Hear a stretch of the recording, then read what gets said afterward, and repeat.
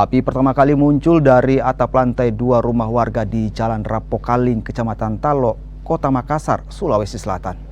Bangunan rumah yang terbuat dari kayu membuat api dengan cepat membesar.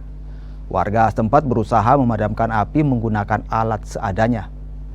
Sementara itu pemilik rumah yang tiba di lokasi syok saat melihat rumahnya terbakar.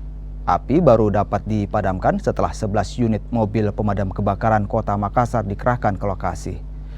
Kebakaran terjadi diduga akibat arus pendek listrik. Saat kebakaran terjadi, rumah ditinggal pergi pemiliknya untuk berobat di rumah sakit. Terbakar rumah, satu atap rumah, 2 lantai. Jadi kronologisnya itu, dari kami terima info itu tadi jam 12 pas. Dan kami meluncur, kurang lebih 5 menit tiba di TKK. Jadi api memang besar tadi, Pak? Ya lumayan.